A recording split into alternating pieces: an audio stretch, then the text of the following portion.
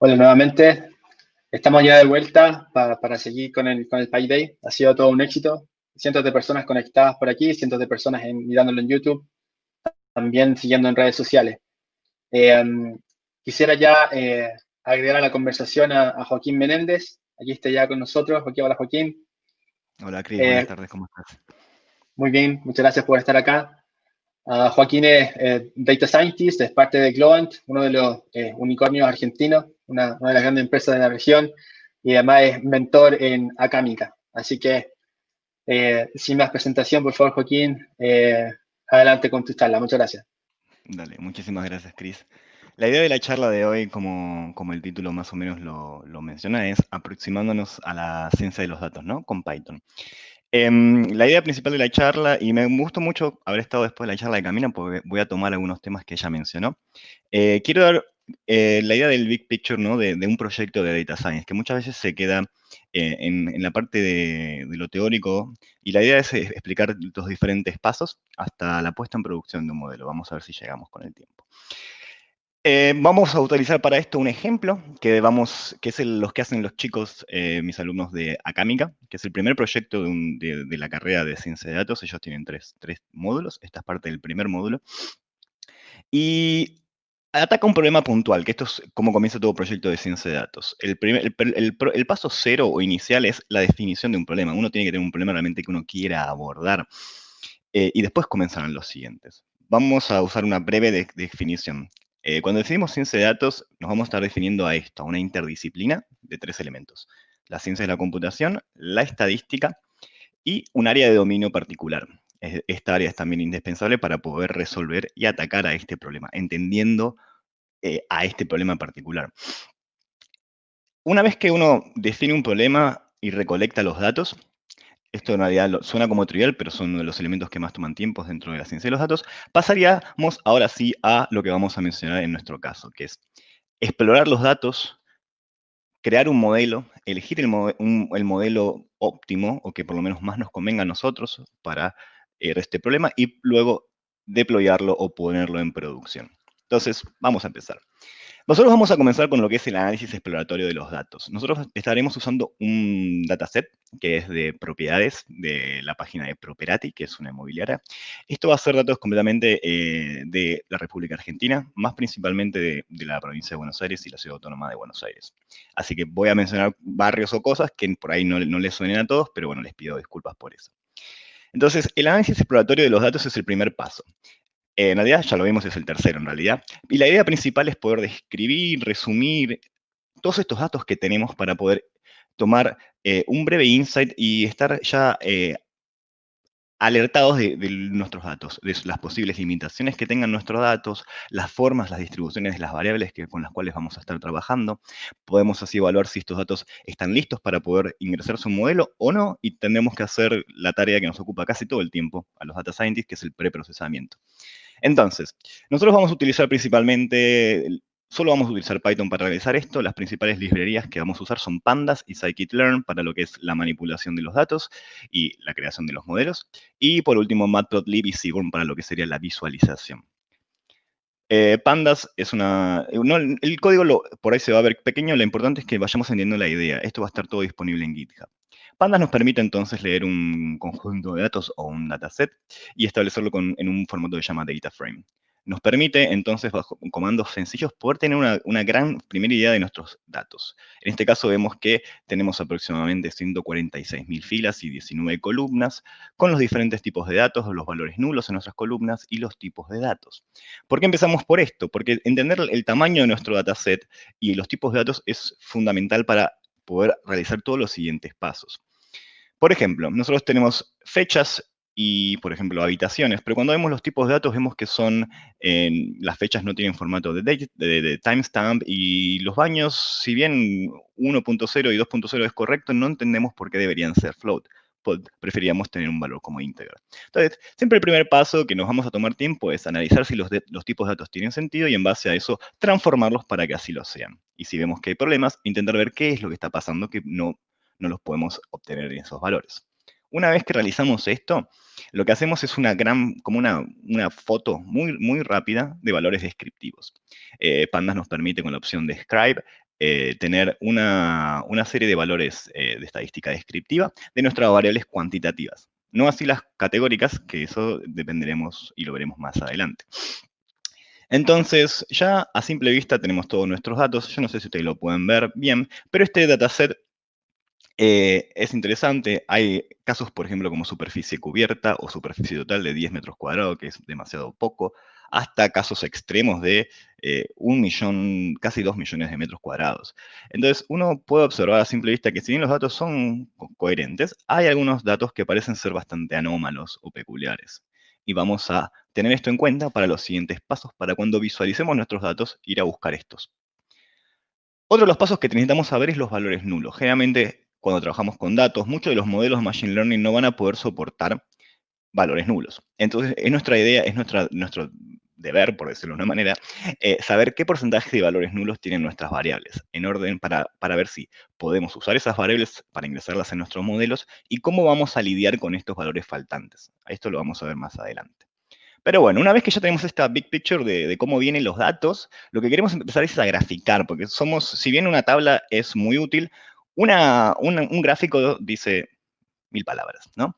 Entonces, podemos ver que si ploteamos las propiedades, vemos que las principales propiedades son departamento, casa y pH, que es propiedad horizontal en Argentina, mientras que los restantes son medio despreciables. Por lo cual, no sé si valdría la pena hacer un modelo que intente predecir valores, que ese es nuestro problema, que es lo que queremos hacer eh, para estos otros tipos de variables.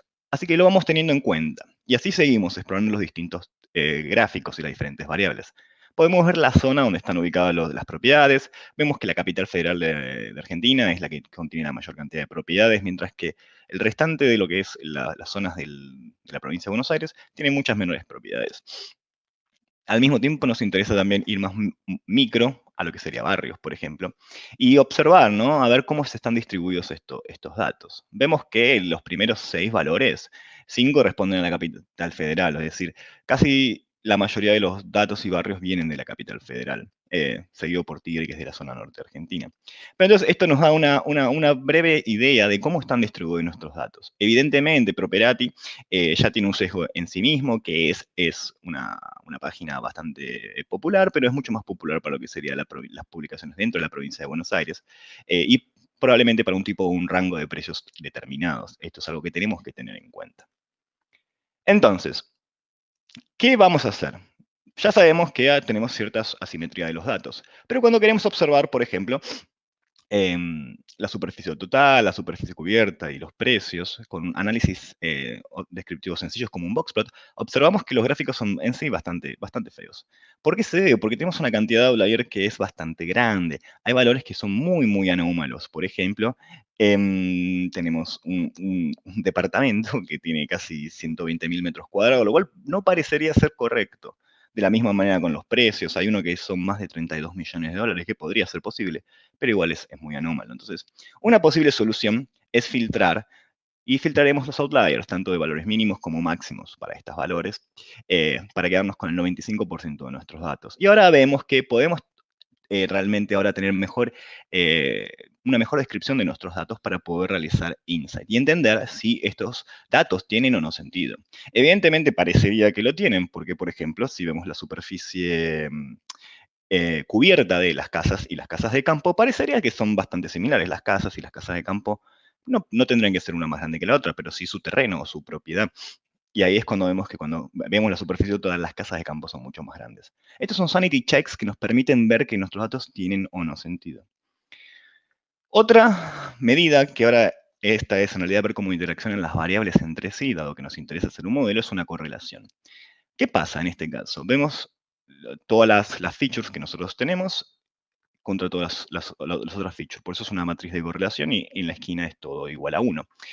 No, uno pensaría, ¿no? Y quiero remarcar en estos valores de aquí, que la superficie total y la superficie cubierta tiene una correlación con el precio. A mayor superficie, mayor precio. Pero vemos que los valores son muy bajos. Los únicos que parece que se están conservando son los dormitorios, los baños y las habitaciones. Que eso sí es coherente con lo que nosotros pensaríamos, pero esto no nos es tan común. Pero ya hemos visto que hay mucha anomalía en nuestros datasets. Las superficies son raras y hay valores muy extremos. Entonces vamos a filtrar, vamos a utilizar la información de nuestro análisis exploratorio para filtrar los datos. Entonces, vamos a encargarnos solamente de las propiedades de la capital federal y solamente de los tipos de propiedades más comunes, departamento, pH y casa. Vamos a acotar el rango de superficie porque realmente no hay departamentos o casas menores a 15 metros cuadrados y más de 1000 metros cuadrados en la capital federal es bastante peculiar. Por lo cual también eliminar cualquier anomalía como casas o propiedades que tengan mayor superficie cubierta que total, lo cual sería imposible y así. Todo esto está bien detallado en el dataset. Pero vamos a utilizar, el resumen es que usamos la conclusión de nuestro análisis exploratorio para poder tomar algunas decisiones. Nosotros vamos a eliminar los valores que tengamos faltantes. Esto, si bien no es lo más correcto siempre, hay diferentes formas de operar sobre esto. Como esto es un tutorial rápido, no vamos a indagar. Si quieren, pueden buscar en el link que hay más alternativas. Entonces, pasamos a tener al final 80.000 propiedades.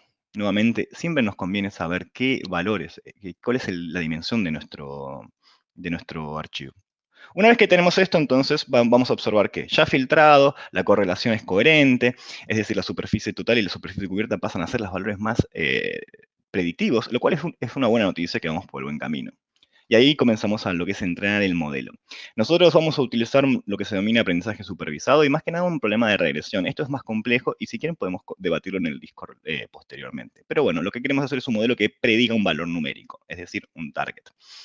Para eso lo que vamos a hacer es, vamos a dividir nuestros datos en nuestras features o valores que nos dan información y la variable que queremos predecir, o Y, en este caso el precio. Vamos a dividir nuestros datos en dos, en datos de entrenamiento y datos de testeo. La idea principal en lo que son los modelos de Machine Learning es que entrenemos con datos y dejemos unos datos que no veamos para poder tener una idea más realista de cómo sería el comportamiento del modelo que entrenamos cuando lo pongamos en producción. Y en base a eso tomar decisiones sobre qué modelo es mejor que otros. Una vez que hacemos esto, tenemos que decir un modelo.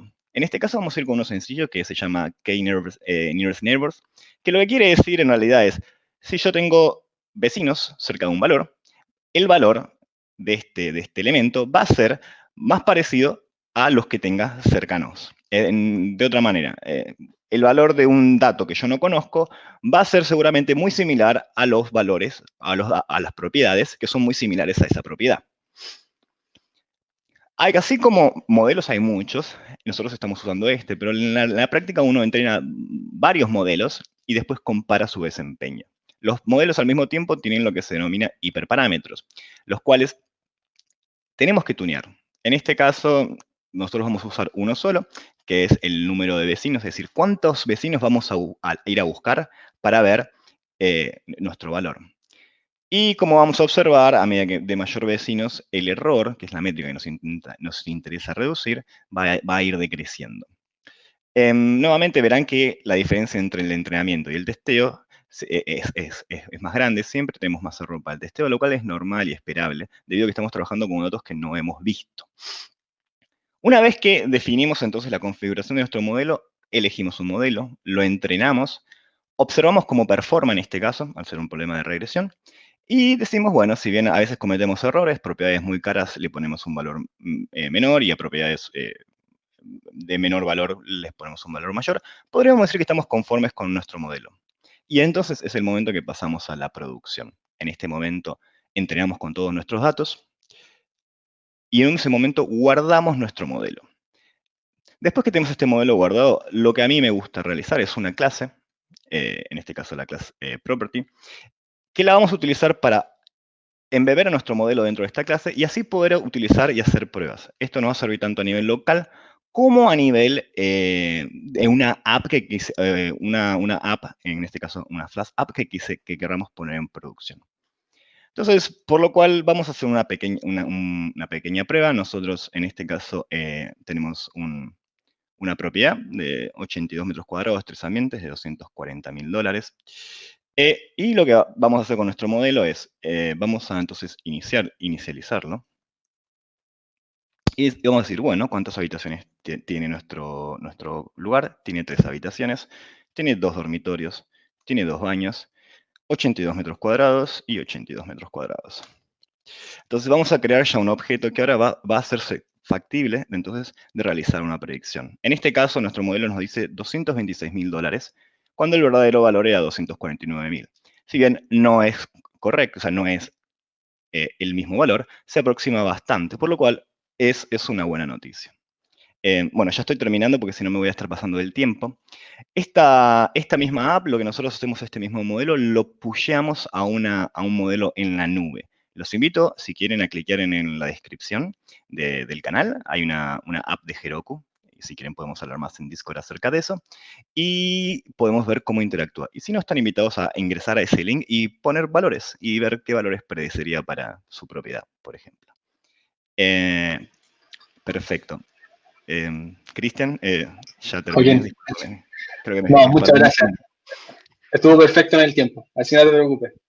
Genial, muchísimas gracias. Y en el contenido también.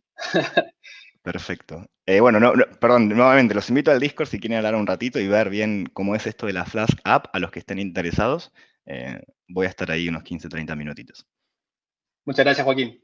No, a vos. Hasta luego. Alejo. Seguimos con las charlas. Bueno, Joaquín ya lo mencionó, está en el Discord respondiendo sus preguntas. Además, tuvimos una demo en vivo, lo que siempre es bien temerario, pero estuvo muy bien ahí con Joaquín.